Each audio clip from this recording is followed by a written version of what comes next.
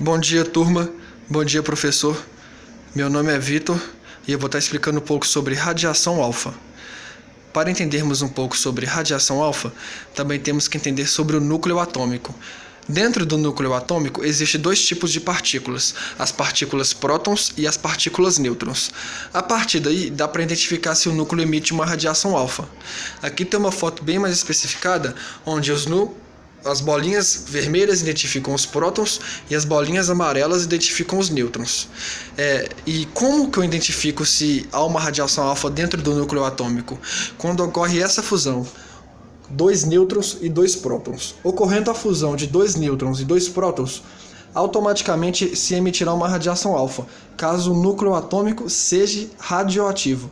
E temos uma fórmula por extenso para identificar essa radiação, que é a letra alfa do alfabeto grego, que embaixo é o número 2 e em cima é o número 4, sendo que embaixo representa-se prótons e em cima o número de massas, que nada mais é do que prótons mais nêutrons. Ou seja, número de massas igual a 4, que é a soma de 2 nêutrons e 2 prótons. Ocorrendo essa fusão, a soma de 2 nêutrons e 2 prótons, caso o núcleo seja radioativo, ocorrerá a radiação alfa. Ficou bem resumido, espero que tenha ficado bem explicado e é isso, tamo junto, galera. Bom dia, galera. Hoje eu vou falar um pouco sobre a radiação beta. A radiação beta, obviamente, por ser uma radiação, ela vai partir de um núcleo de um átomo.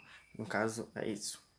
E analisando bem essa imagem, aqui temos o núcleo de um átomo, onde temos prótons e elétrons, certo?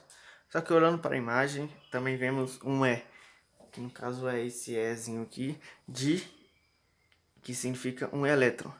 Mas como isso é possível, sendo que um núcleo atômico ele só parte de prótons e nêutrons?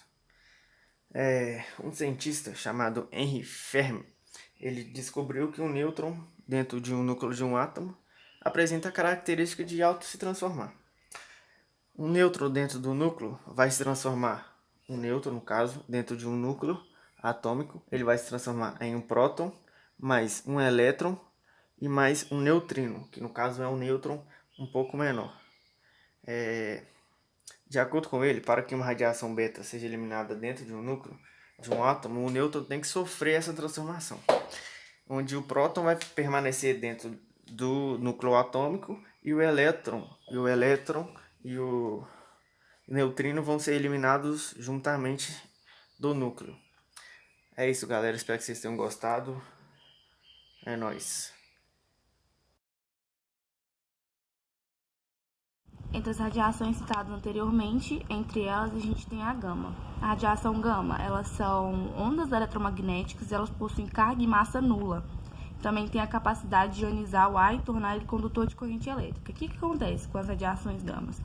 Quando elas são emitidas por muito tempo, elas podem causar má formação nas células. A radiação gama, em relação às outras, ela não é tão energética assim, mas ela é extremamente penetrante e ela pode atravessar até um corpo humano, e ela é derretida somente por uma parede grossa de concreto ou algum tipo de metal.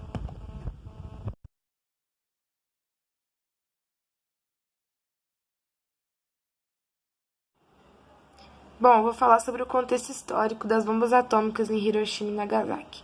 Hiroshima e Nagasaki são cidades japonesas, e essas bombas atômicas foram lançadas pelos Estados Unidos. E foi inédito em questão de como foi as primeiras bombas atômicas lançadas na história da humanidade. Então, causou destruição muito, muito grande. Isso está entrando no contexto do cenário da Guerra Asiática. Por quê? Por que os Estados Unidos lançou essa bomba? Tinha que ter um motivo, né? Então, isso aconteceu na época da Pearl Harbor, que é a base naval estadunidense.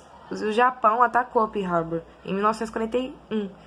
Então, eles queriam destruir a frota naval dos Estados Unidos, mas não tiveram sucesso com isso. Em si não se conseguiu, mas acabou resultando em morte, né? 2.400 americanos mortos.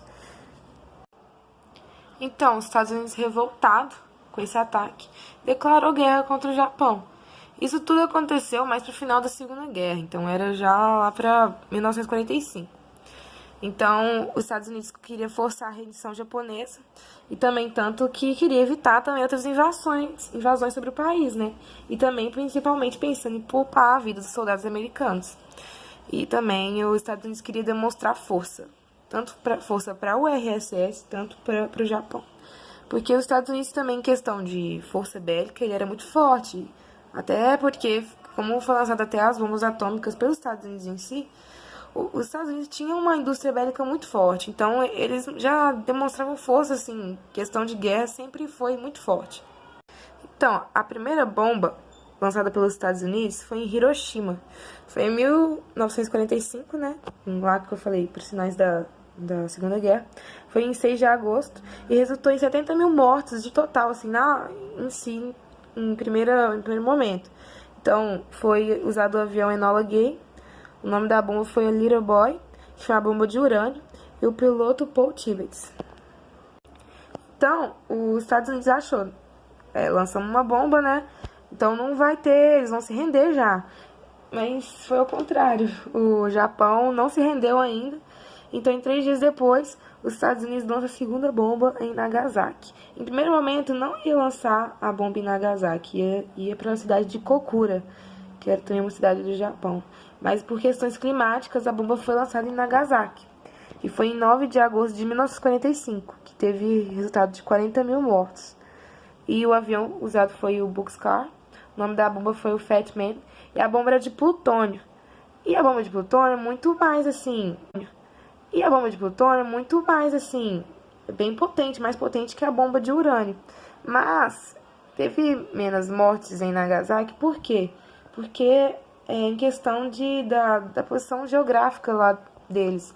Em questão, tipo assim, como Nagasaki tinha muito morro e montanha, acabou protegendo várias áreas da cidade, então teve menos mortes. E o piloto foi o Charles Sweeney. E essa foi a segunda bomba lançada pelos Estados Unidos, que foi após 3 dias. Eu vou falar de como ficaram as cidades de Hiroshima e Nagasaki e as consequências. As cidades de Hiroshima e Nagasaki ficaram totalmente destruídas. Hoje, Hiroshima se tornou uma cidade moderna e desenvolvida, com árvores, prédios, pessoas circulando e carros. Contudo, as lembranças continuam vivas dentro de cada um. Nagasaki hoje também foi reconstruída como cidade normal. A lembrança do ocorrido ficou na memória dos antigos que preferem não passar essa imagem chocante para filhos e netos. As consequências das bombas atômicas lançadas sobre Hiroshima e Nagasaki foram desastrosas. O poder consumidor das bombas foi além da destruição de lugares e pessoas, atingindo a área da genética. Os efeitos causados fez com que seus sobreviventes transmitissem as lesões para as próximas gerações, e até hoje crianças nascem com os problemas genéticos causados pelas radiações das bombas.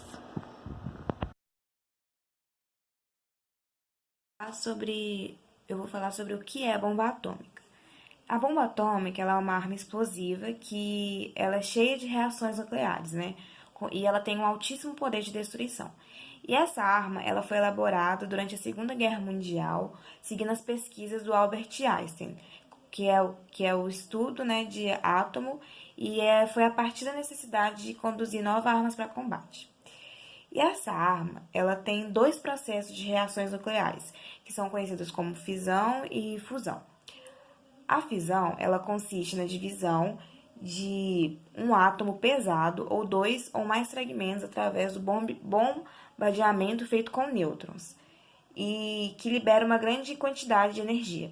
Já a fusão tem como função de colidir 2 átomos propositalmente para formar um terceiro mais pesado, que ele também libera muitas cargas de energia. As bombas atômicas, elas são conhecidas como... Elas são consideradas armas de destruição, né? E elas são consideradas armas de destruição em massa. E o seu uso e controle, ele tem sido um dos principais focos da política de... Eu vou falar um pouco sobre a reconstrução da cidade de Hiroshima e Nagasaki. Sabemos que as 2 cidades foram completamente destruídas com o lançamento das bombas, mas a grande destruição que ocorreu, o Japão conseguiu se reerguer muito rápido e economicamente. Com planos econômicos, eles buscaram desenvolver suas indústrias de base e as tecnológicas do país. Eles realizaram intercâmbios com importantes ocidentes para realizar esse movimento. E a indústria tecnológica, com a criação de várias empresas, que hoje se estende como uma das economias mais importantes do mundo, que conseguiram se reerguer em menos de 40 anos.